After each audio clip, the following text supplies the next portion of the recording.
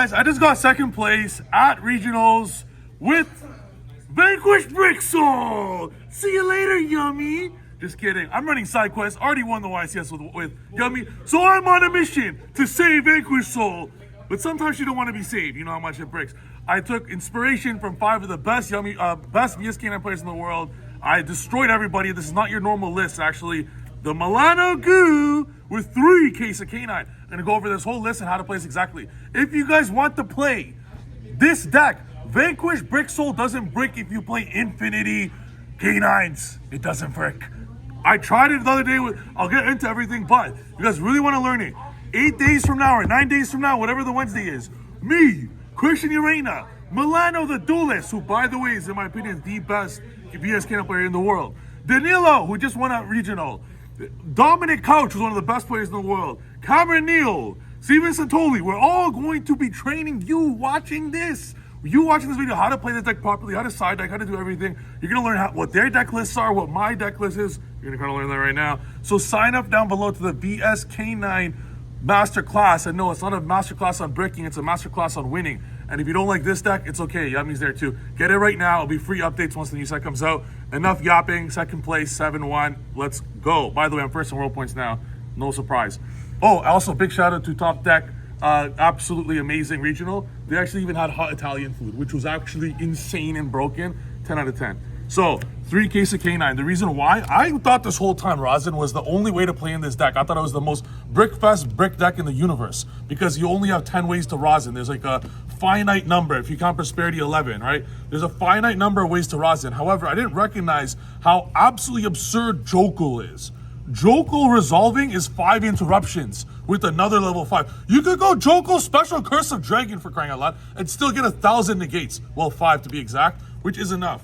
So I cut this down at a region I went yesterday. It was like, you need to see these. In fact, moving forward, I will be playing 2 Case of K9 and 2 Chaos Elements. I know. Why does the Crystron deck play it? Because it's damn good. Jokul applies too much pressure. And the idea of this deck is game 1, and when you're going first post side, it's infinite engine. You're playing Pendulum without scales. This Pendulum is 2 monsters. This Pendulum's 2 monsters. They all summon infinity monsters. That's why I love the deck and you guys gotta get the class. However, let's say you're going second now. Well, to make room for all these crazy engine, I don't want to put more than 1 Borger. Like, you're only playing the cards that actually apply so much pressure like this and are so high value. So keep in mind, there will be 2 more Chaos Elements here. So for even more Jokuls. However, post side, you side out all of these ugly ass K9s. With the exception of Azuna, like against Yummy, you take this out. You take every K9 card out going second, and you play 25 hand traps going second. So you have the ability to have the best deck going second, what post side deck. However, when you're going first, you have the best combo deck going first that cannot get stopped. I know. Masterclass. Now. Do it. You will not regret it. Also, if you're a Yummy Masterclass, don't buy it yet. You're actually going to be getting a $20 discount on Discord. So if you already purchased the Yummy Masterclass, you message me on Discord right now. All of them are getting $20 discounts because I'm a nice guy and I'm also the best you player in the world. And the pot. So if you look at this, all of these are just crazy engines that do not stop playing. And I didn't even mention Holly Sue. Holly Sue on top with the is full combo due to these. Like if you end up with 5 interruptions with a lovely Holly Sue also stealing on the opponent's turn, how many more interruptions do you need? 10? 1 for each card in their hand and 1 for each card in your field. You only realistically need about 4 or 5.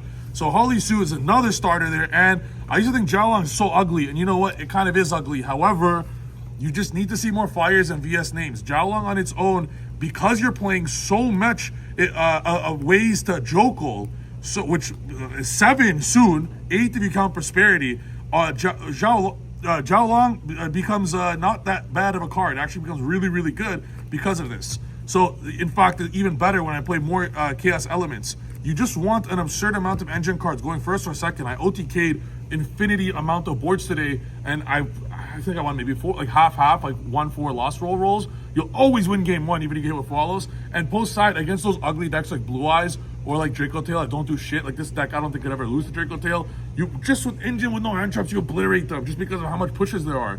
But against the heavy combo decks like Mirror or let's say Yummy, for example, okay, this deck, I don't care what anyone says, this Yummy, if it goes off with 3 hand traps, you're not beating this deck. So you need to prepare for that beforehand. That's why there's 24 high value hand traps, stuff like resolving Holly Sue turn 0, stuff like Nibiru, stuff like Fualos, stuff like Meows, which by the way draws 3, and if they don't draw 3, they're gonna put a shitty board. Contact C. Like, you're siding into the most insane cards, and then you're not even removing a single part of the deck. I'm actually not revealing the side deck today because it's the biggest reason why I won. I felt every game 2 and 3, I basically won the whole tournament. It's how the deck is played, and what I'm going to teach in the masterclass. It's game 1, or when you're going first, absurd combo like you're playing Pendulum or Manadium or something, heavy combo. The opponent will need 5 hand traps to stop you because how much engine you're playing. And then post side, when you're going second, you're playing 24 hand trap VS Turbo with if Azuna hurts the deck, you keep Azuna. If not, you don't. And just infinite hand traps. That way, going second, you destroy the combo decks.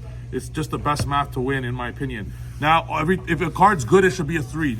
Everything in here is a 3 up because they're good. What do you like? If it's good, you should play 3. If not, play fucking 0, bro. Only reason you'll play 1 is if it's searchable, like stuff like this, that you only just need it to search. And Lantern, again, it makes Xiaolong this and this not a brick because you're playing so many Jokos. That's how you make this deck not brick.